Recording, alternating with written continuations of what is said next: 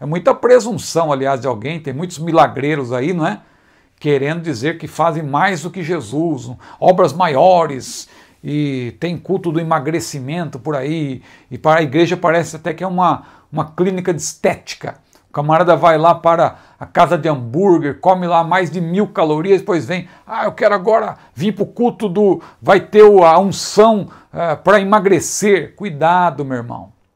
Observe que ele ofereceu os elementos da ceia apenas aos seus discípulos e não a todas as pessoas indistintamente. Então nós precisamos aprender com Jesus. Tem gente que quer saber mais do que Jesus e diz, não, a ceia vai ser servida para todo mundo, é até uma estratégia para convidar os pecadores, hoje tem ceia para todo mundo. Cuidado!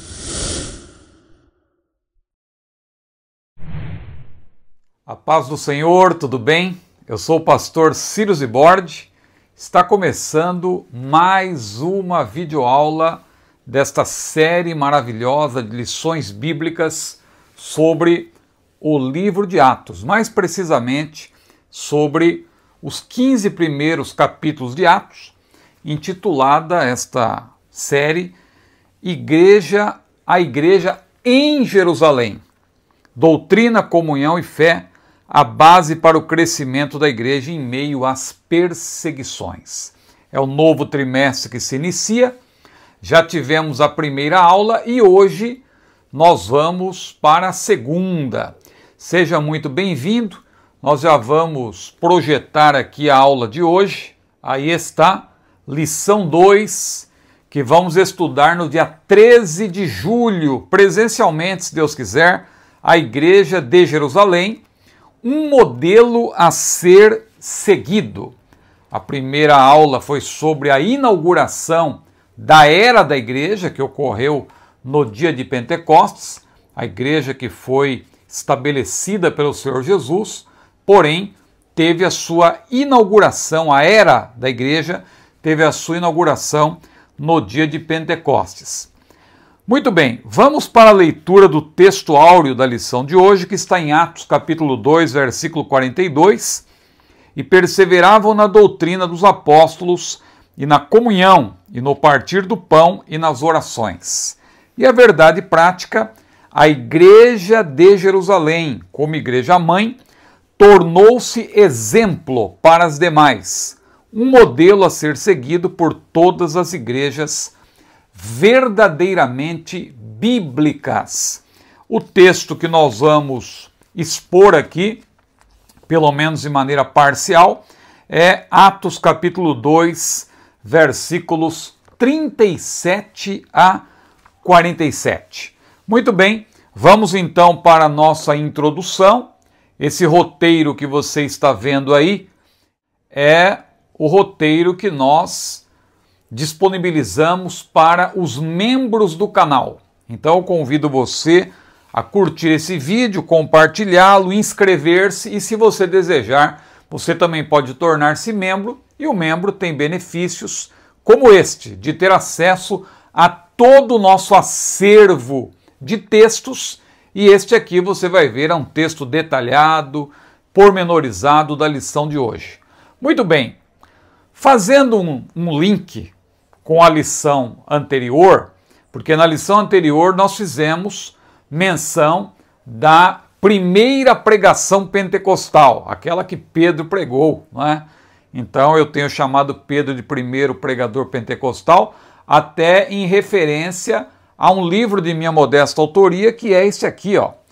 Pedro, o primeiro pregador pentecostal, publicado pela nossa CPAD.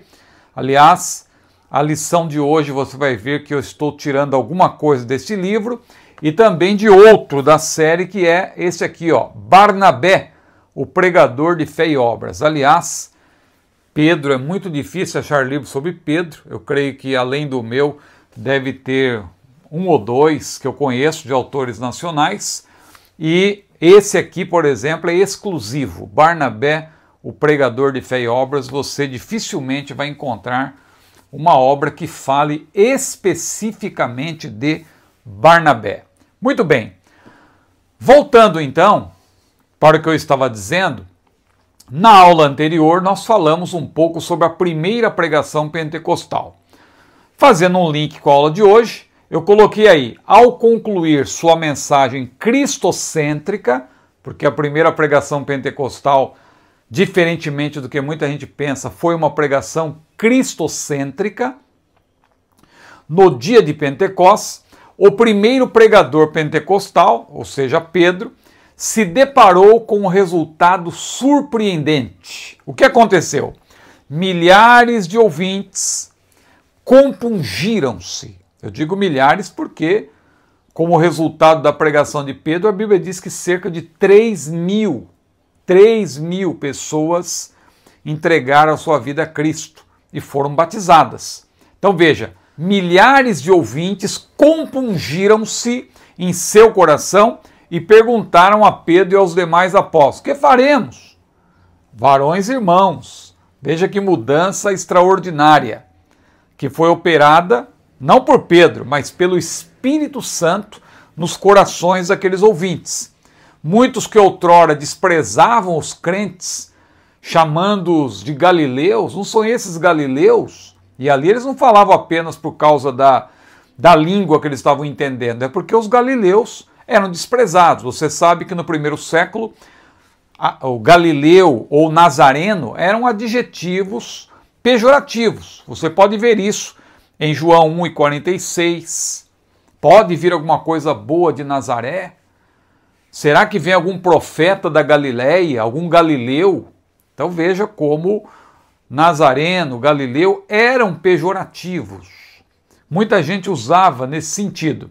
Só que agora, após a pregação de Pedro, aqueles homens reagiram, chamando os apóstolos de varões irmãos.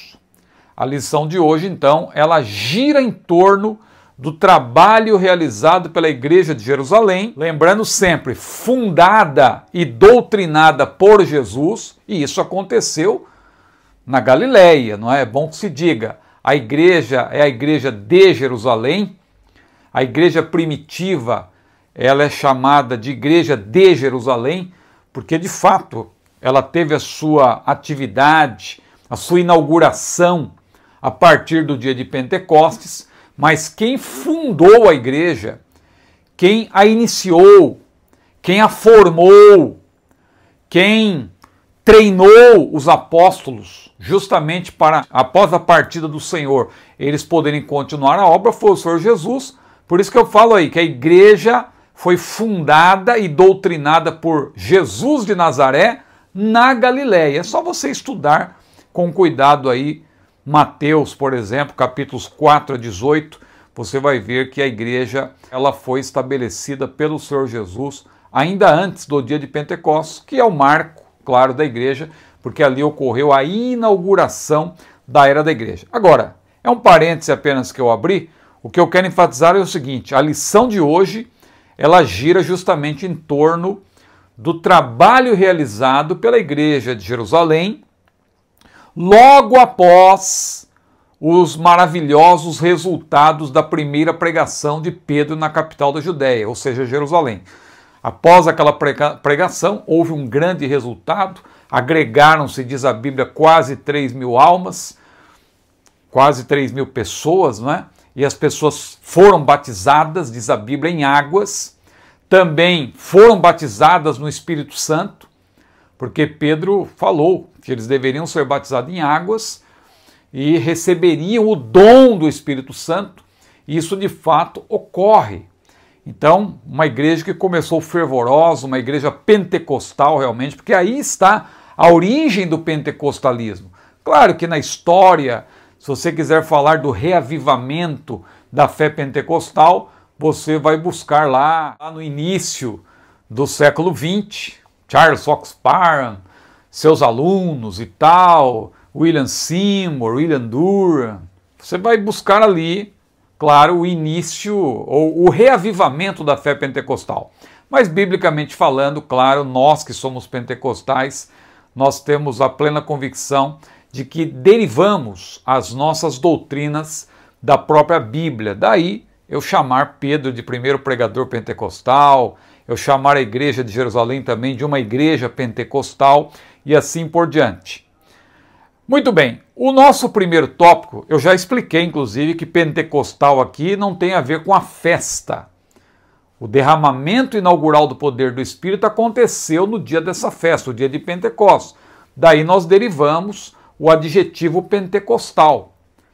Mas não tem a ver com a festa propriamente, mas com o que aconteceu nesse dia.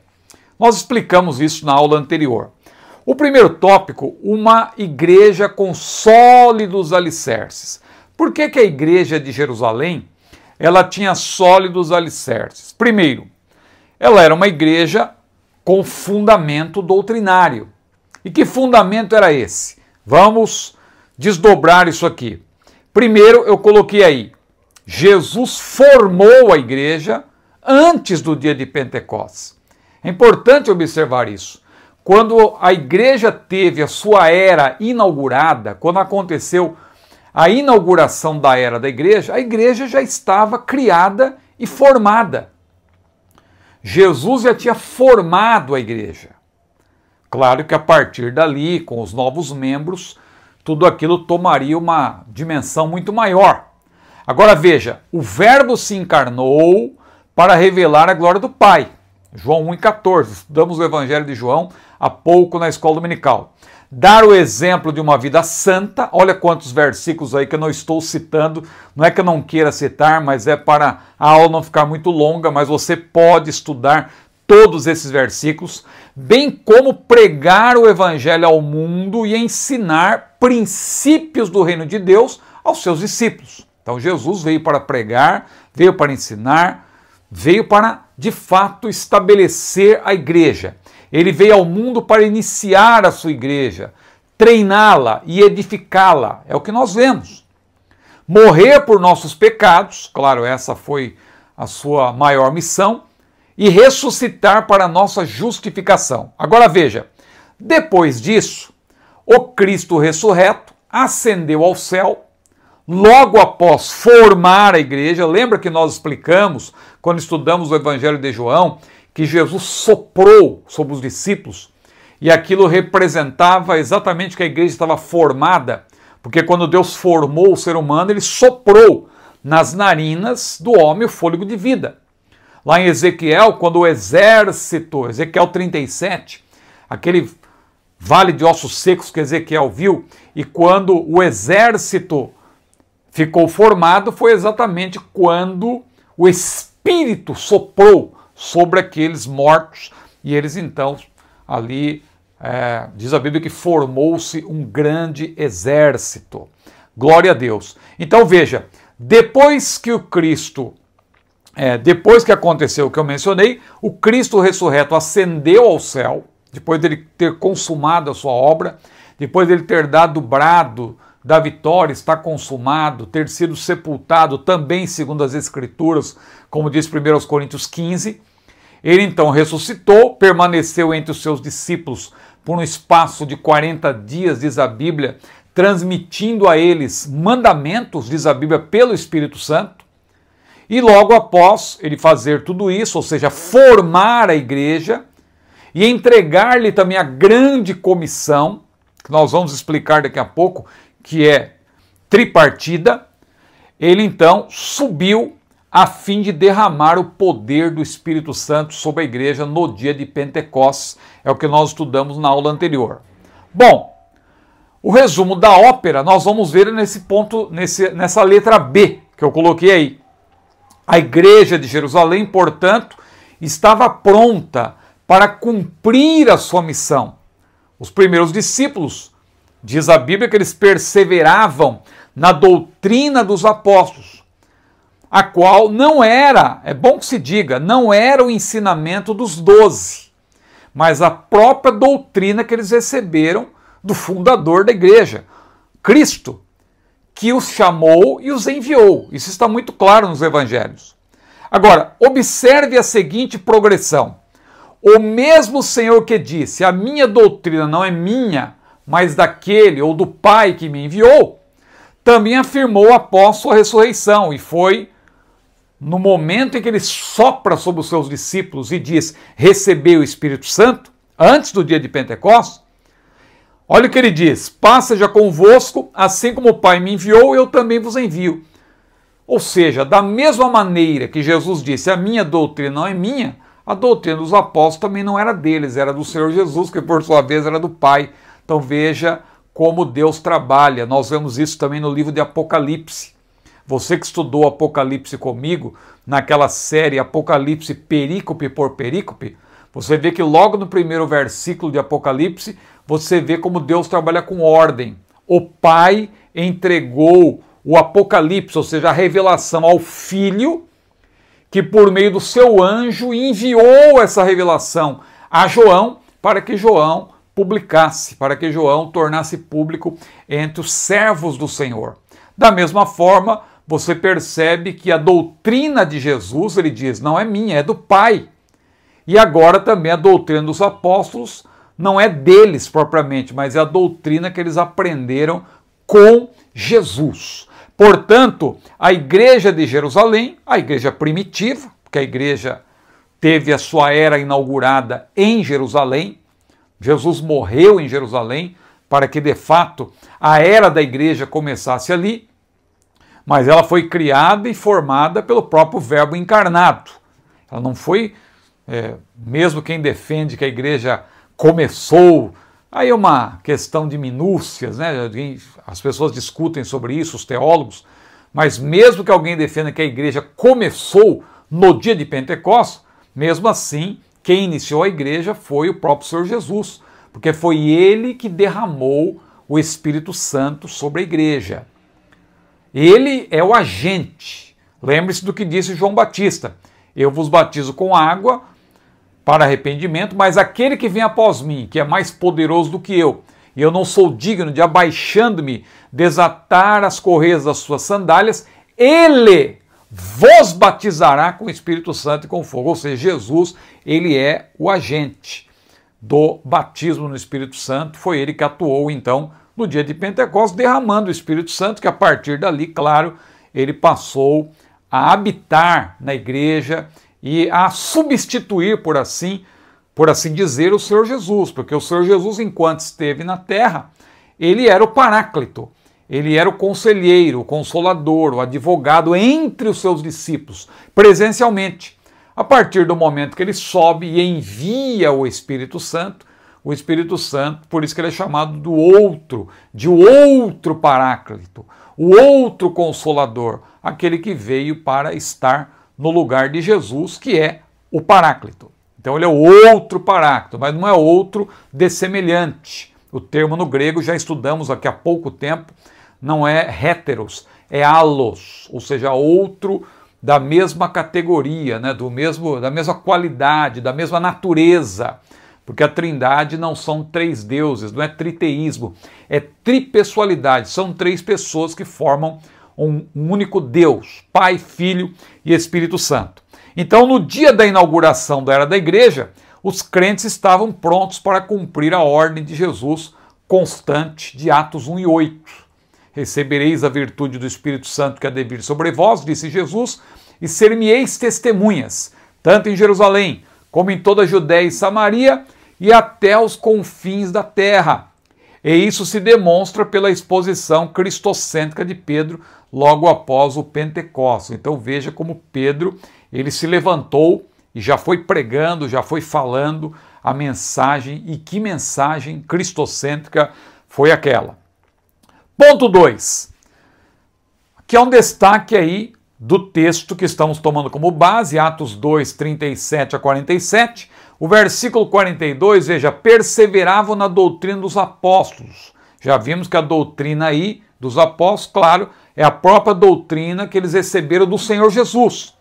O termo doutrina, didache, não é? Alguns falam didache, uma pronúncia mais próxima do grego koine é didache.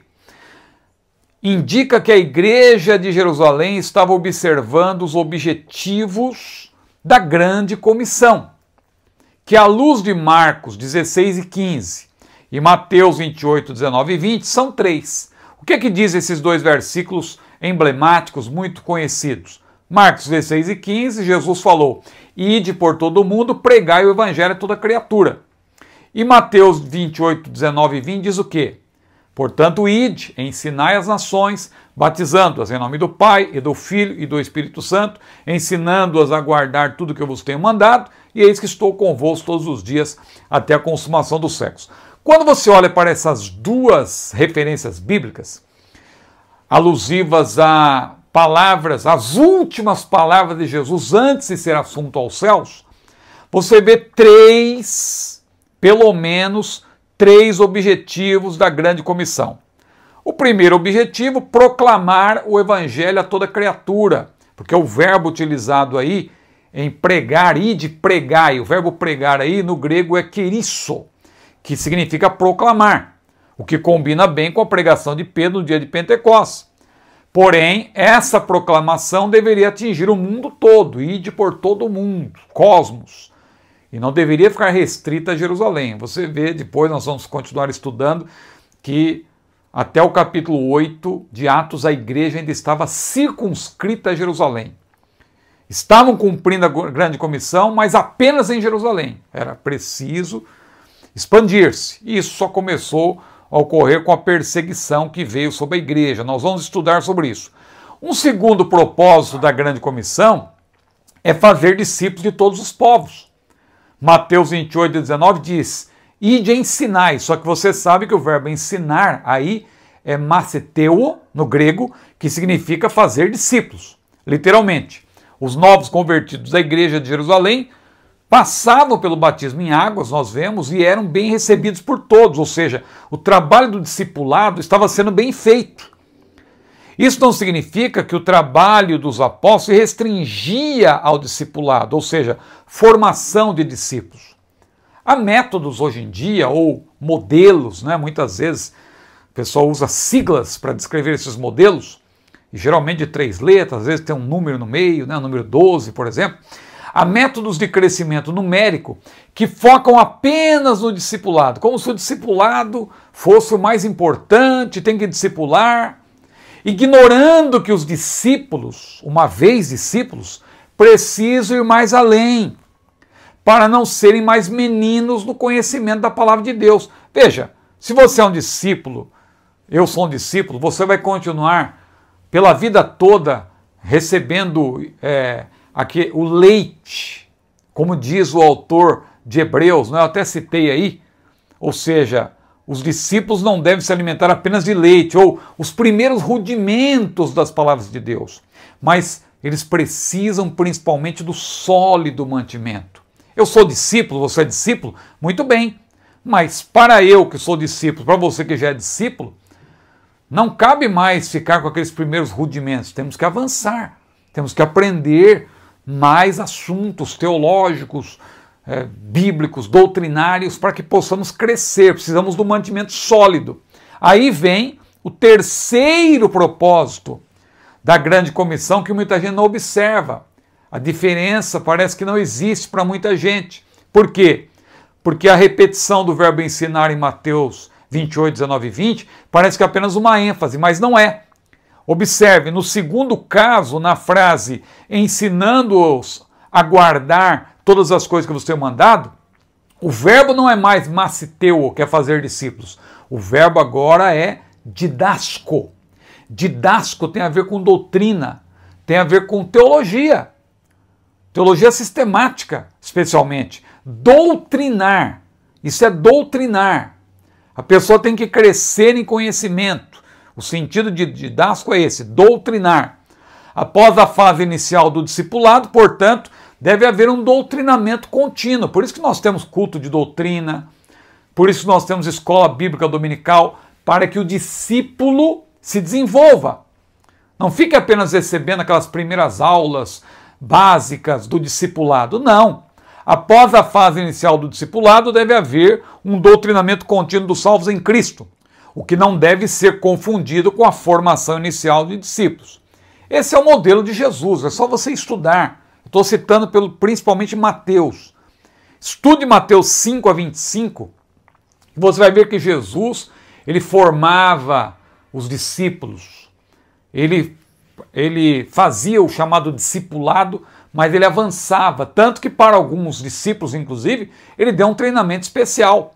Para os 12, por exemplo, você já leu aquele livro, O Treinamento dos 12, J.B. Bruce, uma obra extraordinária. A.B. Bruce, procura essa obra, O Treinamento dos 12. No meu livro também, Pedro, o primeiro pregador pentecostal, você vai ver que Jesus dá um treinamento especial para os 12, ele dá um treinamento ainda mais específico para 3, que era Pedro, Tiago e João, e para um em particular, Pedro, ele deu um outro tipo de treinamento, porque Pedro era aquele que iria se destacar no início da igreja primitiva. Então leia atentamente Hebreus 5, 12 a 14. Eu até coloquei aí no roteiro para nós lermos aqui, já na aula. Veja, olha o que o autor de Hebreus disse. Veja como isso está em total sintonia com o que eu acabei de falar. Olha o que disse o autor de Hebreus. Devendo já ser mestres pelo tempo, ainda necessitais de que se vos torne a ensinar quais sejam os primeiros rudimentos das palavras de Deus. E vos haveis feito tais que necessitais de leite, e não de sólido mantimento, porque qualquer que ainda se alimenta de leite não está experimentado na palavra da justiça, porque é menino. Mas o mantimento sólido é para os perfeitos, para os maduros, os quais, em razão do costume, têm os sentidos exercitados para discernir tanto o bem como o mal. Então, perceba isso. Nós não fomos chamados apenas para fazer discípulos e dar aulas de discipulado. Isso aí é a fase inicial. Uma vez que alguém é um discípulo de Cristo, se torna um discípulo, ele também precisa aprender mais coisas, precisa crescer em conhecimento. Eu tenho constatado que essas igrejas com modelos aí de discipulado, geralmente elas não avançam teologicamente falando. A posição doutrinária não é muito sólida. Há ali ênfase apenas naquele ensinamento mais básico. E é preciso nós termos um cuidado maior com a doutrina. Terceiro ponto, com o aprofundamento, na doutrina da palavra de Deus. Terceiro ponto, uma igreja relacional e piedosa. A igreja resultante daquela primeira pregação pentecostal, aqueles primeiros crentes. Veja que interessante que Jesus formou uma igreja ali cujos membros eram, se não todos, mas a maioria de galileus. Mas ela recebe novos convertidos judeus. Então imagine que isso aí já deve ter gerado um problema num primeiro momento, ou geraria um primeiro problema, mas a ação do Espírito e aqueles irmãos também compromissados com a grande comissão, eles fizeram um importante trabalho para que todos fossem agregados. Então veja, uma igreja relacional e piedosa. Deixa eu desdobrar um pouco isso aqui. A koinonia, que significa comunhão, na igreja de Jerusalém, ocorria como? Os pastores, claro, eles exercem liderança sobre o rebanho, no caso aqui os pastores, os apóstolos, no caso da igreja em Jerusalém, eles são responsáveis pela congregação, aqui citando Apocalipse, porque Jesus chama os responsáveis pelas igrejas da Ásia de anjos, inclusive, mas o trabalho de formação dos discípulos e doutrinamento contínuo, que eu acabei de mencionar, desses discípulos, desses crentes, não se restringe aos pastores. Na igreja de Jerusalém, todos estavam juntos, diz a Bíblia, em comunhão, koinonia, comunhão com Deus e também uns com os outros. Nesse ambiente, veja, o novo convertido se sentia bem acolhido. Tinha aquele sentimento de pertencimento, eu pertenço a um grupo, eu pertenço a uma comunidade. Ele se sentia também motivado a trabalhar. Veja que o texto de Atos 2:42, ainda estamos nele, demonstra que os crentes tinham um bom relacionamento entre si. Porque diz que eles perseveravam na doutrina, mas também diz que eles perseveravam na comunhão, no partir do pão e também nas orações. Eles comiam juntos e também oravam uns pelos outros. Você vê a oração, aliás, eu coloquei aí que a oração está presente em todos os capítulos de Atos praticamente. Às vezes de maneira explícita e às vezes de maneira implícita, mas você encontra a oração. Faça um estudo, eu já fiz esse estudo. Aliás, eu já preguei sobre isso. A oração em Atos, do capítulo 1 até o capítulo 28. Você vai encontrar a oração. Ainda que em alguns capítulos não apareça de maneira explícita, você vai encontrar uma referência implícita. Mas a oração está presente. Eu coloquei alguns exemplos do capítulo 4, quando a igreja estava sendo perseguida, e diz a Bíblia que, tendo eles orado, moveu-se o lugar em que estavam reunidos, e todos foram cheios do Espírito Santo, e anunciavam com ousadia a palavra de Deus. Capítulo 12 também, Pedro foi preso, mas diz a Bíblia, e Tiago já tinha sido morto à espada, e Pedro foi preso, mas diz a Bíblia em Atos 12, versículo 5, que a igreja, ela fazia contínua oração por Pedro. A igreja de Jerusalém era uma igreja que orava. Os milhares de judeus arrependidos após a pregação de Pedro converteram-se de fato. Houve ali um grande movimento, haja vista as características que são mencionadas em Atos 2, 42 a 47. No entanto, os apóstolos não dormiram sobre seus louros. Pedro e João, que são os apóstolos que são mencionados por nome em Atos, no início ali da igreja, eles costumavam ir juntos ao templo à hora da oração, diz a Bíblia, a hora nona. Então, a hora nona era considerada a hora da oração, um dos momentos de oração. Vamos explicar aqui. Embora não tomassem parte dos sacrifícios, uma vez que o Cordeiro de Deus fora oferecido de uma vez por todas, né? Eles aprenderam que esse lugar, o templo, era casa de oração. Jesus falou, será chamada casa de oração para todos os povos. Então eles mantiveram a tradição dos judeus de orar em 3 turnos do templo. A manhã judaica começava com o nascer do sol, às 6 horas, geralmente, que era a chamada primeira hora, e depois terminava com o pôr do sol, né, às 6 da tarde, a chamada hora duodécima.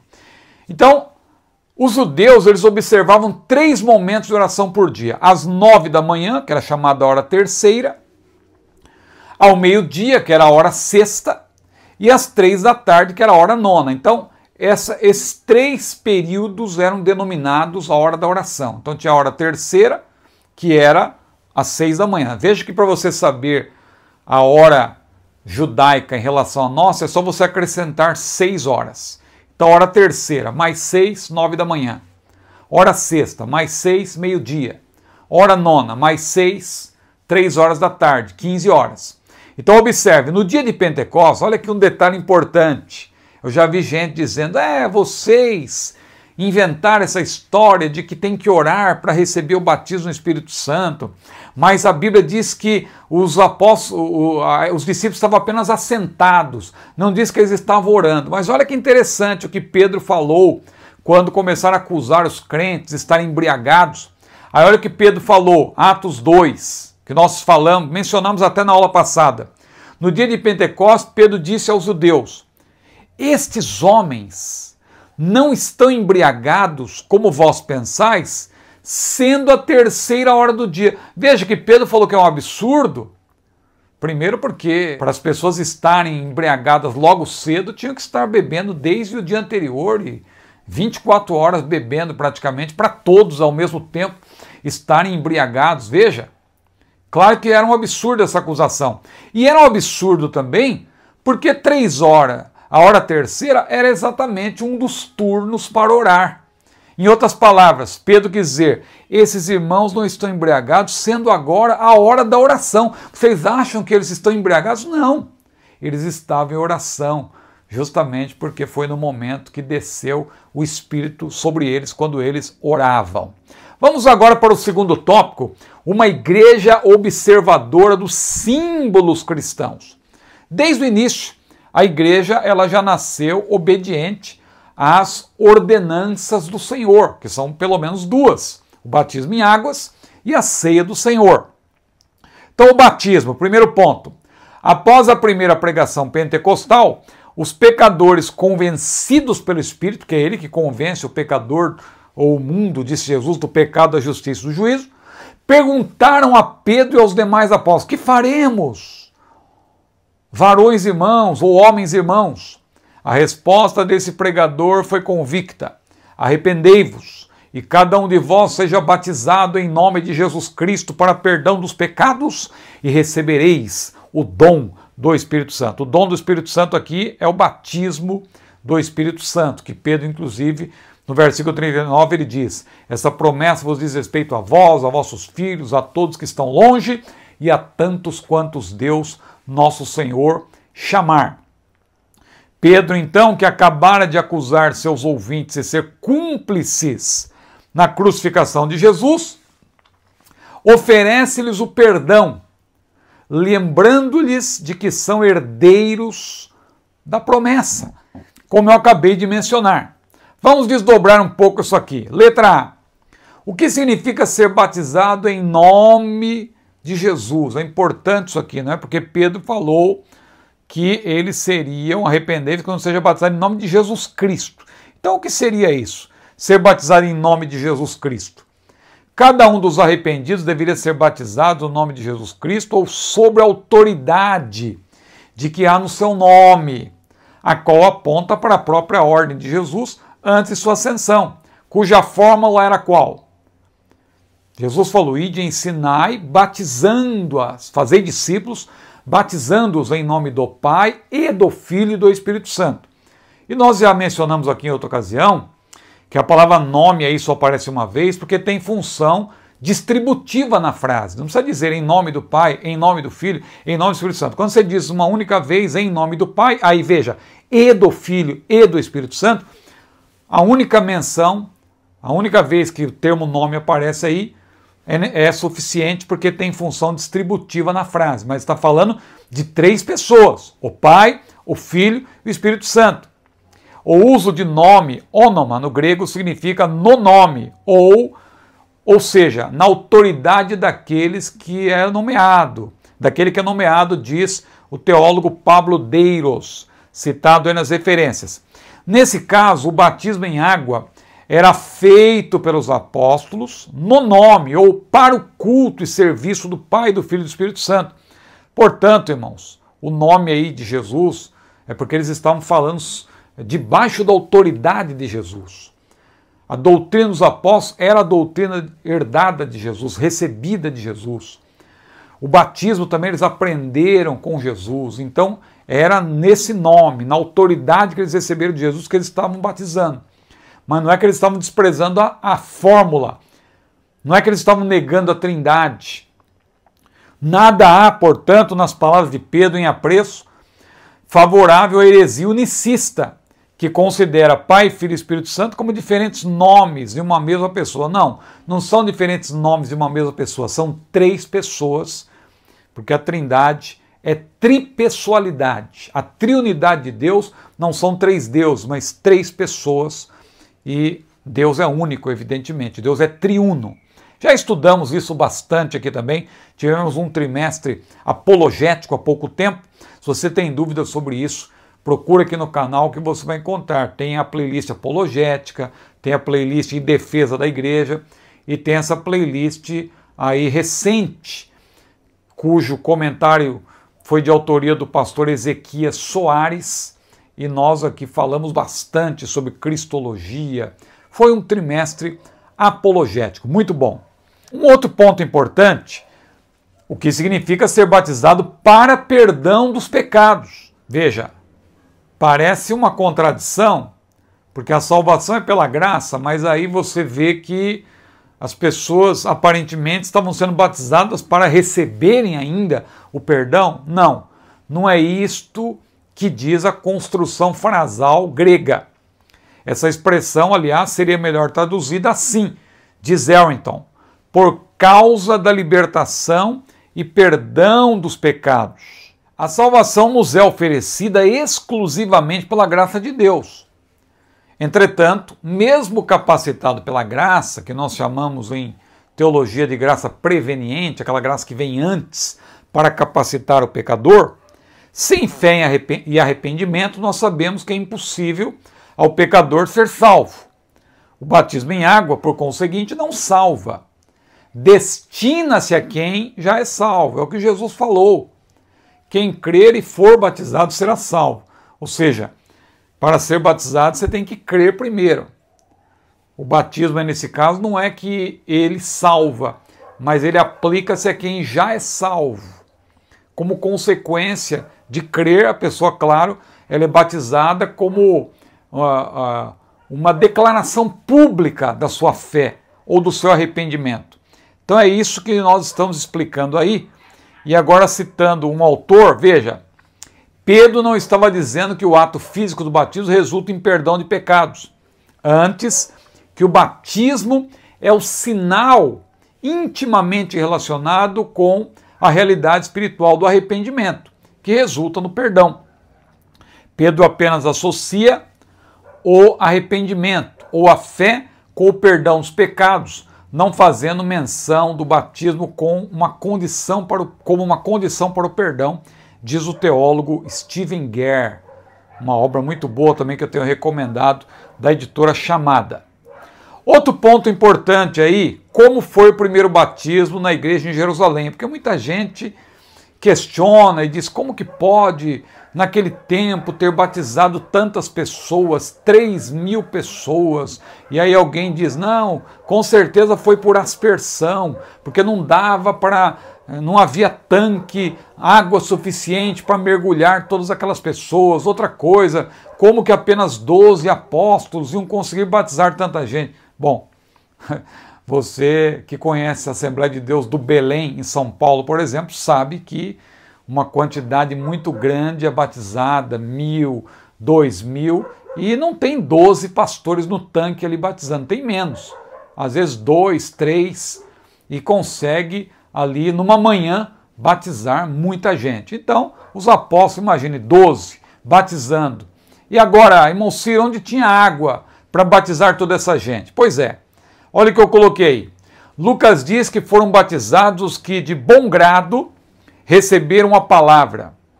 E naquele dia agregaram-se quase 3.000 pessoas. Os defensores do batismo por aspersão argumentam erradamente que não havia bastante água em Jerusalém para batizar 3.000 por imersão.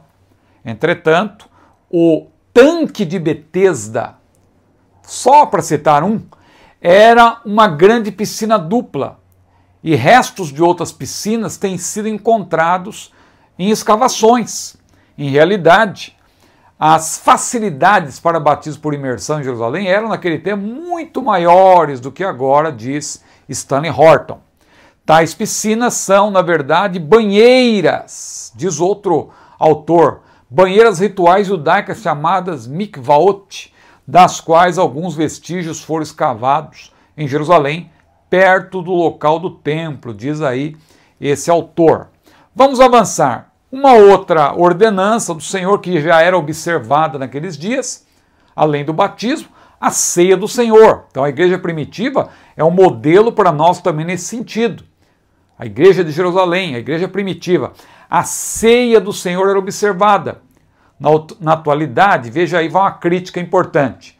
Muitos estão banalizando essa ordenança de Jesus, dizendo que o pão e o cálice devem ser oferecidos às pessoas indistintamente, e não somente aos membros da igreja local. Pela sequência de Atos 2, 22 a 42, entretanto, somente os convertidos, batizados em águas, participavam da Santa Ceia. Tem gente que não gosta desse termo Santa Ceia, mas se a ceia do Senhor, ela é santa. O termo Santa Ceia não está na Bíblia, apenas ceia do Senhor. Pois bem, mas se a ceia do Senhor e o Senhor é santo, não há problema nenhum em chamar a ceia de Santa Ceia. Mencionada de modo implícito no versículo 42, perseveravam no partir do pão. Claro que essa frase não se refere estritamente à ordenança do Senhor, mas às refeições entre os salvos em Cristo. De modo geral, era comum nas reuniões dos que estavam em comunhão haver uma refeição festiva antes da ceia, que era conhecida à época como agape, não é? A festa do agape, Paulo faz menção dela em 1 Coríntios 11. O próprio Senhor Jesus, no cenáculo, jantou com seus discípulos antes de instituir a ceia. Então veja que a ceia do Senhor não foi o único momento em que eles comeram pão. Houve uma refeição ali com os discípulos e em meio àquela refeição ele instituiu a ceia do Senhor. Então ele estava comendo com os seus discípulos. Observe que ele ofereceu os elementos da ceia, pão e vinho, apenas aos seus discípulos e não a todas as pessoas indistintamente. Então nós precisamos aprender com Jesus. Tem gente que quer saber mais do que Jesus e diz, não, a ceia vai ser servida para todo mundo, é até uma estratégia para convidar os pecadores, hoje tem ceia para todo mundo. Cuidado, você está desvirtuando a ordenança do Senhor. Ah, mas eu não sou fiscal de ceia. Pois é, mas cabe a você instruir o povo. Porque aquele que come e bebe indignamente, diz a Bíblia, come e bebe para a sua própria perdição, não discernindo o corpo. Ah, mas se ele quiser comer, é problema dele. Pois é, mas se você não instruir e ele comer porque não foi instruído, você também, claro, será responsável por isso. Então, ensine o povo, porque você foi chamado para ensinar. Vamos adiante. Terceiro e último tópico, uma igreja modelo. Já temos visto que é uma igreja modelo em vários aspectos, mas aqui tem outros. Uma igreja reverente, cheia de dons. Em Atos 2:43 está escrito que em toda a alma havia temor e muitas maravilhas e sinais faziam pelos apóstolos. Primeiro ponto, então, o temor. Em todos havia temor.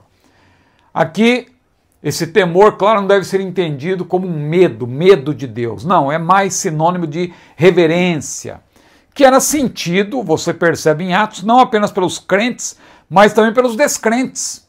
Havia um grande respeito. Claro que os apóstolos foram perseguidos ali pelos líderes judeus, mas o povo, de maneira geral, respeitava a igreja. Para as pessoas salvas, claro, esse temor não era aquele medo do castigo, sobre o qual João escreve que é lançado fora pelo amor perfeito. Pelo contrário, era o respeito sagrado daqueles que agora de fato habitavam na presença de Deus pelo Espírito Santo, diz outro grande teólogo aí que eu estou citando nas referências, que é Bohr. Por outro lado, um dos efeitos do crescimento da igreja de Jerusalém era o sentimento de reverência ou temor por parte do povo. Ou seja, havia temor na igreja, mas havia temor também dos que estão de fora. Lucas quer dizer que a população não cristã sentiu uma certa apreensão diante de um grupo em cujo meio aconteciam eventos sobrenaturais, diz I. Howard Marshall, que é outro autor importante que eu estou citando nas referências. Então, essas muitas maravilhas, os sinais que aconteciam também geravam temor. Jesus prometeu que os sinais seguiriam os que crescem. Na Bíblia de muita gente parece que está invertido. E esses que creem seguirão os sinais. As pessoas correm atrás de sinais, correm para lá, correm para cá. Mas Jesus falou, esses sinais seguirão os que crerem. E Jesus disse que os seus servos fariam obras maiores do que as suas. O que diz respeito, claro, à quantidade de obras e não à qualidade delas. A igreja faria, segundo essa promessa, maiores obras. Não em seu valor intrínseco ou em sua glória, mas no objetivo. É muita presunção, aliás, de alguém, tem muitos milagreiros aí, não é? Querendo dizer que fazem mais do que Jesus, obras maiores, e tem culto do emagrecimento por aí, e para a igreja parece até que é uma clínica de estética. O camarada vai lá para a casa de hambúrguer, come lá mais de 1000 calorias, depois vem, eu quero agora vir para o culto vai ter a unção para emagrecer. Cuidado, meu irmão. Coisas absurdas acontecendo por aí. Os sinais que o Senhor faz são os mesmos que estão na Bíblia. Claro, em maior quantidade, até porque Jesus ficou na terra pouco tempo, não é? E nós, a igreja está aí há milhares de anos, há centenas de anos na terra, claro, e fazendo obras maiores no sentido da quantidade. É muita presunção, eu coloquei aí, pensar que pode fazer hoje sinais que nem o Senhor realizou.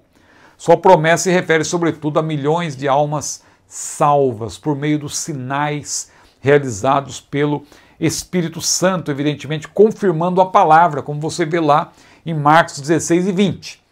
Ponto 2, uma igreja acolhedora. Lucas diz que todos os que criam estavam juntos. Irmãos, aqui tem um assunto polêmico. E tinham tudo em comum. E vendiam suas propriedades e bens e repartiam com todos, segundo cada um havia de mistério. Se você quiser se aprofundar nesse ponto aqui, eu vou recomendar meu livro. Dá tempo de você pedir ainda. Entre lá no site da CPAD, www.cpad.com.br, escreva lá, procure lá pelo meu nome, se você colocar Ciro, você vai ver todos os meus livros. Peça esse livro aqui, vai chegar rápido para você. Dependendo de onde você estiver, às vezes chega em 2 dias, ou peça pela Amazon. Todo respeito à CPAD, às vezes você pede pela Amazon, para mim chega no dia seguinte. Eu estou em Niterói, não é? Mas às vezes a pessoa está no interior, tem mais dificuldade. Mas se você estiver em São Paulo, Curitiba, numa grande cidade, numa capital, fica fácil você pedir. E você vai ver que eu tenho um capítulo aqui, o primeiro, que é o seguinte: Barnabé era altruísta, mas não comunista. E aí eu explico bem essa questão de Atos, não me restringindo a Barnabé, mas falando também de Barnabé. Então veja, essa comunidade de capital de bens não abona os argumentos marxistas. E aí eu faço citações. Nenhuma prática semelhante tornou-se universal ou compulsória na igreja do século I. É difícil dizer o que instigava a generosidade dos crentes primitivos. Pode ter sido uma nova cosmovisão, na qual eles têm profundo senso de responsabilidade a Deus pelo modo com que usam suas possessões, diz o teólogo Frank Aronton. Vamos rapidamente desdobrar isso aqui. Todos os salvos em Cristo se sentiam acolhidos na igreja de Jerusalém. Isso era muito importante. Os apóstolos ensinavam o que haviam aprendido do Senhor e certamente faziam menção de sua profecia sobre a destruição de Jerusalém. Não ficaria pedra sobre pedra. E é possível que muitos crentes, ao saberem disso, sentiam-se incentivados a utilizar seus bens em favor dos necessitados. Já que Jerusalém vai ser destruída mesmo, vamos doar o que nós temos. Aqueles que tinham terras ou casas as vendiam e entregavam o dinheiro aos apóstolos, voluntariamente. E estes repartiam o que recebiam segundo a necessidade que cada um tinha, diz lá no capítulo 4, versículo 35. Esse fundo assistencial comum foi administrado pelos apóstolos até a escolha dos primeiros diáconos. Vamos estudar isso também posteriormente, que eram homens igualmente honestos aos apóstolos. Corrigia-se dessa forma as desigualdades, já que os recursos eram distribuídos de maneira equânime, justa. Outro ponto, o comunismo, diferentemente do que temos ouvido alguém falar por aí, alhures, o comunismo não teve origem na igreja de Jerusalém.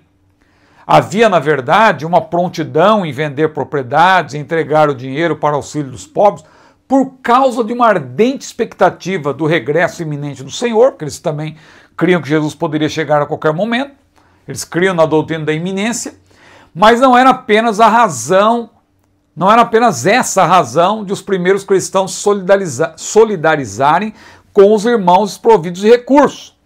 Eles também foram despertados a agir de modo comunitário, porque havia pobreza extrema no primeiro século. Muitos dos primeiros membros da igreja tinham abandonado sua fonte de renda na Galileia. E muitos dos convertidos subsequentes de outras regiões haviam permanecido na cidade, atraídos pela intimidade e intensidade da comunhão e pela esperança do regresso do Senhor. Veja, como aconteceu lá na Rua Azusa em 1906. Muita gente queria ficar por lá. Muita gente largou tudo, falou, eu quero morar aqui, eu quero ficar aqui, porque Deus está se manifestando aqui. Aconteceu mesmo com a igreja de Jerusalém. Portanto, imitar a comunhão fraterna da igreja de Jerusalém, uma espécie de comunitarismo antes do tempo, então não confunda, tem um ponto que eu coloquei também, comunismo com comunitarismo. Claro que o comunitarismo, como conhecemos hoje também, não havia sido definido academicamente falando. Mas você percebe ali um comunitarismo antes do tempo. Por quê? Porque foi uma solução provisória e necessária.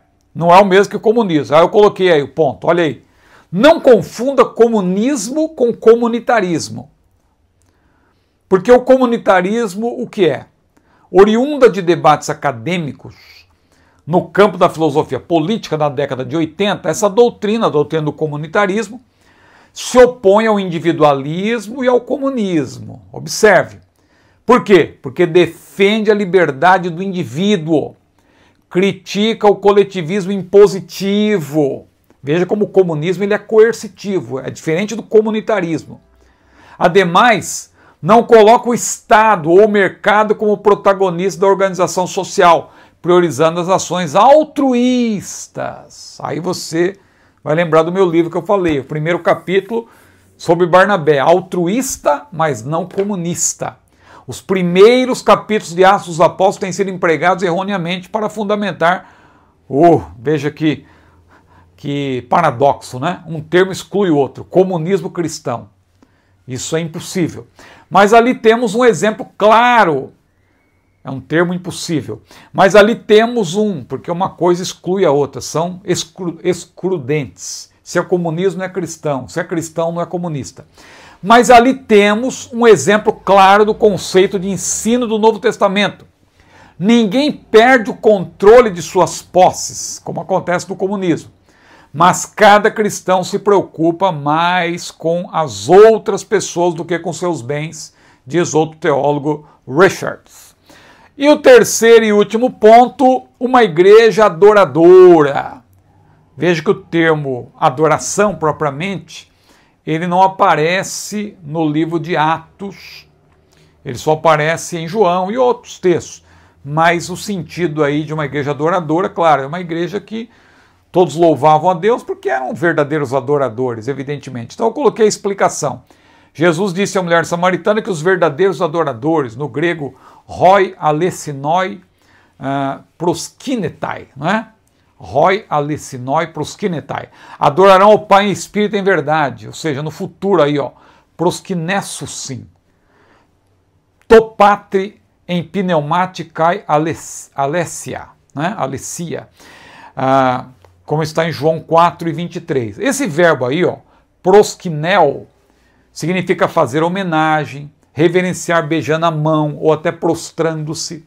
Aparece 4 vezes em Atos, mas com o sentido de adorar a Deus apenas 2 vezes. Lá no caso do eunuco, né? E quando Paulo também ele faz menção no capítulo 24. Mas no contexto da igreja primitiva, que eu estava citando, você não vai encontrar esse verbo sendo usado. Embora Lucas empregue um verbo diferente, quando se refere à adoração da igreja de Jerusalém, ele usa o verbo ainel, louvar, celebrar. Claro, nós sabemos que somente os verdadeiros adoradores podem louvar o Senhor, o que é muito mais do que cantar. Então, temos que distinguir 3 coisas: adorar, louvar e cantar. Adorar tem a ver com a vida do adorador, que serve a Deus de fato, em espírito e em verdade. O louvor, claro, é o produto do adorador. Só que louvar é mais do que cantar. Você pode louvar com tudo. Olha o que diz o salmista: bendize a minha alma sobre tudo que em mim bendiga o seu santo nome. Inclusive você pode louvar cantando. Cantar louvores é uma forma, veja, cantar louvores é uma forma de louvar, mas o louvor não se restringe ao cântico. Uma pessoa que não pode cantar, por exemplo, que tem problema para falar, ela louva a Deus também, de outras maneiras, né? Há pessoas que não têm o dom para cantar, não cantam muito bem, mas pregam, mas fazem a obra de Deus e louvam a Deus, sobretudo, com a sua vida. O importante é ter o coração preparado, como disse o salmista no Salmo 57, versículo 7, preparado está o meu coração, preparado está o meu coração. Ele repete: ó Deus, cantarei e salmodiarei. Amém? Aqui eu termino, mas continue estudando. Nós teremos em breve mais uma aula sobre a igreja de Jerusalém. Que Deus abençoe a sua vida. Não se esqueça de inscrever-se no meu canal, de curtir esse vídeo, de compartilhá-lo.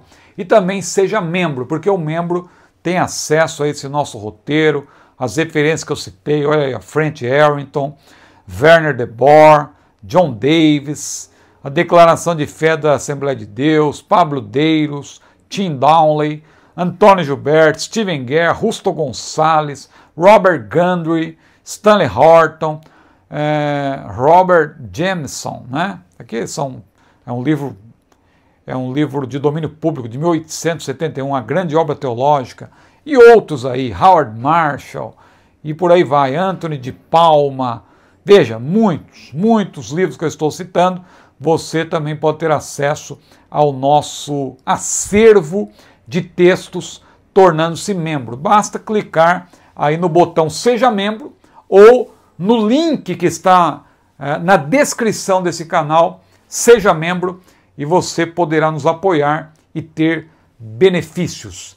E todos os roteiros estão na pasta de membros. Você que já é membro, clique em assinatura ou no botão Ver Benefícios, e aí você vê lá que tem os vídeos que estão exclusivos, estão ali somente para os membros, e ali entre eles tem uma pasta chamada Pasta de Membros. A única pasta, você clica no link e terá acesso a todo o nosso acervo. Que Deus abençoe a sua vida, a paz do Senhor.